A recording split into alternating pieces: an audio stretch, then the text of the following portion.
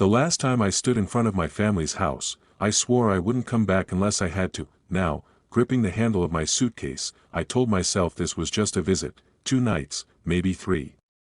Daniel had insisted. Mom would have wanted us together more, he'd said over the phone. He didn't know how complicated that request felt. The house looked smaller than I remembered. The white paint had dulled, and the porch steps creaked under my weight, as if reminding me that nothing here had truly changed. I told myself that was a comfort. It wasn't. Daniel opened the door before I could knock. He pulled me into a tight hug that smelled faintly of sawdust and laundry detergent. "Chicago hasn't turned you into a stranger yet," he joked, clapping my shoulder. "I'm still me," I said, though I wasn't sure that was true. Inside, the hallway carried echoes of childhood, framed photographs, faded wallpaper, the soft indentation in the carpet where we used to race toy cars. I kept my expression steady, but my pulse had already begun to shift into something uneasy. This house didn't just hold memories. It held secrets. Daniel moved toward the kitchen. "I invited a few people for dinner," he said casually. "Thought it'd be good for you to see familiar faces." I set my suitcase down. "Who?" "Just some old friends." He paused, glancing back with a grin. "Miles Harrington's coming by. He's engaged now. Can you believe that?" The air seemed to thin that I hadn't heard Miles' name spoken aloud in years, yet it landed with the same weight it always had. Daniel kept talking, something about wedding venues and how Olivia Bennett, the fiancée, was from 2 towns over, but the words blurred at the edges. Miles Harrington, that I had rehearsed what I'd say if I ever saw him again. None of those rehearsals accounted for him being engaged. "Oh," I managed. "That's good for him." Daniel didn't notice the stiffness in my voice. Why would he? To him, Miles had always been my best friend from high school. The boy who helped me with math homework and borrowed our lawnmower. The boy who used to stay too late on summer nights, sitting beside me on the porch steps long after Daniel had gone inside. Daniel returned to chopping vegetables, humming to himself. "He asked about you a few times over the years," he added. "Figured you two just lost touch." Lost touch, that was one way to describe the silence that followed the night we almost said something we couldn't take back. That I excused myself and climbed the stairs to my old bedroom. The door still stuck halfway before opening fully. Inside, the room felt preserved, dusty trophies, a bookshelf of forgotten paperbacks, the narrow bed pushed against the wall. I set my hand on the windowsill and stared out at the backyard. That was where it nearly happened that we were 17.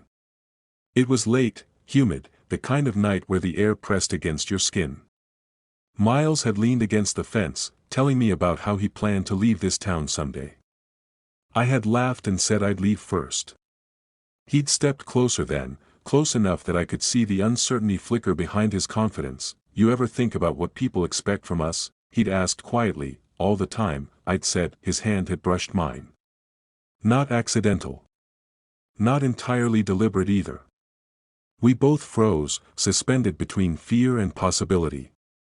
A single step forward would have changed everything, but footsteps from inside the house broke the moment.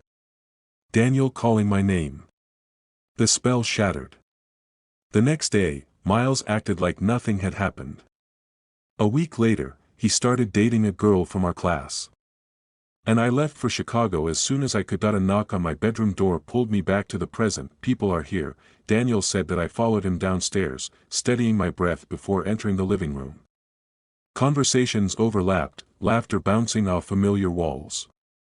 And then I saw him. Miles stood near the fireplace, taller than I remembered, his posture relaxed but assured. His hair was shorter now, his jaw sharper. Time had refined him, but it hadn't erased the recognition in his eyes when they met mine. "Everything around us dimmed." "Ethan," he said, crossing the room with a polite smile that didn't reach his gaze. "It's been a long time." "Yeah," I replied, hoping my voice sounded normal. "It has." For a moment, we simply looked at each other, measuring what the years had done. There was a question in his expression, something unfinished. A woman stepped beside him, slipping her hand into his. "You must be Ethan," she said warmly. "I've heard so much about you." I'm Olivia. Her smile was open, sincere. She radiated a kind of grounded kindness that made my chest tighten with guilt I hadn't earned yet. Nice to meet you, I said. Miles' hand remained in hers, but his attention flickered back to me more than once. Subtle. Careful. As if he was checking whether I was real. Dinner unfolded in polite conversation. Daniel asked about wedding plans. Olivia described venues and color palettes with soft excitement. I listened, offering appropriate nods, while across the table Miles remained quieter than I remembered. When our eyes met, it wasn't accidental. At one point, Olivia laughed and squeezed his arm. He's been distracted all week, she teased. I think wedding planning is overwhelming him. Miles gave a faint smile. Something like that. I focused on my plate, forcing myself to stay composed. I had no claim to him. Whatever existed between us had never been spoken, never acknowledged. It belonged to a version of us that didn't survive adulthood, and yet the tension pulsed beneath every exchanged glance. After dinner, guests began drifting toward the door. Daniel gathered empty plates, leaving the living room briefly unattended. Olivia stepped outside to take a phone call. Miles found me near the hallway window. For a second, neither of us spoke. The house felt smaller again, the walls closer. You look different, he said quietly. So do you. He exhaled, as though bracing himself. I didn't know if you'd come back. I didn't either. Silence stretched between us, heavy but not empty. There were too many unasked questions hovering in the space. Finally, he glanced toward the front door to make sure no one was listening. When he looked back at me, the careful composure he'd worn all evening slipped just enough to reveal something raw beneath it. We never really talked about what happened, Miles said. The words settled between us like a match dropped near dry wood. I held his gaze, aware that whatever came next could no longer be dismissed as teenage confusion, and for the first time since stepping inside that house, I wasn't sure I wanted to leave untouched. We never really talked about what happened. Miles Harrington's voice was steady, but the restraint behind it felt fragile. The hallway light cast a muted glow across his face, sharpening the tension in his expression. I folded my arms, not out of defiance but to keep my hands from betraying me.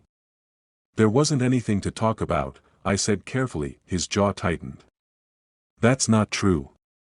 From the living room, I could hear Daniel rinsing dishes, the steady rush of water acting as a reminder that we weren't alone. Still, the air between Miles and me felt dangerously private. You left, he said. The next day you barely looked at me. Then a month later you were gone. I held his gaze. You started dating Claire Whitman 2 days after that night. He didn't flinch at her name. I was 17, Ethan. I panicked. The honesty in his tone unsettled me more than denial would have. Panic. That was exactly what I had seen in his eyes back then, fear of being seen, of being known. And now? I asked quietly. His eyes flickered toward the front door where Olivia Bennett's silhouette moved past the frosted glass. Now I'm older. That's not an answer. A faint, almost humorless smile crossed his face. You always did that. Cut straight through. Before I could respond, Daniel's footsteps echoed down the hallway. Miles stepped back instinctively, widening the distance between us as though the space itself could erase what had just passed. You two okay? Daniel asked, glancing between us. Yeah, Miles answered smoothly. Just catching up. Daniel nodded and headed toward the kitchen again, oblivious. When the front door closed behind the last guest, the house settled into quiet. Olivia re-entered, slipping off her coat. I'm going to head home, she said gently to Miles. Early meeting tomorrow. I'll walk you out, he replied. I watched from the hallway as he helped her into her car. She leaned in to kiss him, soft and familiar. He kissed her back, but even from a distance, I could see the hesitation, a fraction of a second too slow. When he returned inside, the house felt different. Less crowded. More exposed. Daniel stretched and yawned. Long day. I'm turning in. He clapped Miles on the back. Good seeing you, man. Yeah, Miles replied absently. Daniel disappeared upstairs, leaving the two of us alone in the dim living room. "You should go," I said, though my voice lacked conviction. "Do you want me to?" The question landed heavier than it should have. Want. That word had shaped too many silent decisions in my life. "I don't know what you expect," I admitted. Miles ran a hand through his hair, the composure he wore earlier thinning with each breath. "I expect honesty," he said. "At least once." I moved toward the back door and stepped onto the porch. The night air was cooler now, carrying the faint scent of cut grass. After a moment, he followed. The backyard looked smaller than it had when we were teenagers, but the fence still stood where it always had. "That invisible line between safety and risk, you ever think about that night?" he asked. I tried not to. "I think about it all the time." His confession didn't sound impulsive. It sounded rehearsed, as if he'd been carrying it for years. "I almost called off the engagement last month," he continued. That I turned sharply toward him. "Why?" "Because I realized I've been building a life that looks right instead of one that feels right." The words were careful, but their meaning was unmistakable. "And Olivia?" I asked. That he hesitated. That hesitation told me everything. "She deserves someone who isn't divided," he said finally. A silence stretched between us, heavy with implication. "You're not divided," I said firmly. "You're scared." His eyes flashed. "You think I don't know that?" "I think you're trying to rewrite the past so it feels less like a choice." He stepped closer, not aggressively but with urgency. "You don't get to act like you weren't part of it." My pulse quickened. "I was ready to be," I said. "You weren't." The memory hovered between us again, 17, breathless, on the edge of something neither of us dared to name. His hand lifted slightly, hovering near mine. Not touching. Just close enough that the warmth was undeniable. For a fraction of a second, I imagined what it would feel like to close that gap. To undo years of restraint in one reckless motion, but the image of Olivia's smile cut through the fantasy. Genuine. Trusting. That I stepped back. "Miles, you're engaged." His hand fell. "I know." "No," I said, more softly now. "You don't just get to rediscover me because you're unsure. I'm not an escape route." The words hurt to say, but they steadied something inside me. He looked at me as if I had taken something from him, though I was only refusing to give what he hadn't claimed when it mattered. "What if I choose differently?" he asked. "Then choose because it's right," I replied. "Not because I'm standing here." He stared at the fence, the same one we'd leaned against years ago. "If I had been braver." "You weren't," I interrupted gently. "And maybe neither was I. But that doesn't mean we get to break someone else to fix it." The night felt quieter now, the intensity giving way to something more grounded. After a long moment, he nodded once, as if accepting a truth he didn't want. "I don't regret what I felt," he said. "Neither do I."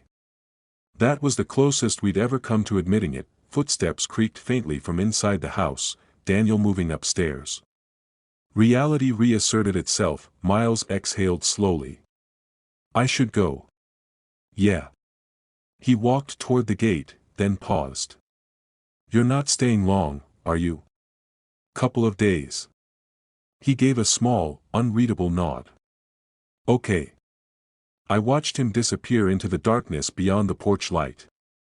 The yard felt emptier than before, though nothing tangible had changed. Inside, I locked the back door and leaned against it, my chest tight but steady. We hadn't crossed the line. Not physically. Not yet. Upstairs, my old bedroom waited, unchanged. I sat on the edge of the narrow bed and stared at my phone, half expecting it to light up. Minutes passed, just as I convinced myself it wouldn't. The screen glowed. A message from Miles that we're meeting with the venue tomorrow. "I don't know if I can go through with it." I read it twice, the weight of it settling slowly. The choice he hadn't made at 17 was standing in front of him again, and somehow, whether I wanted it or not, I was still part of the decision.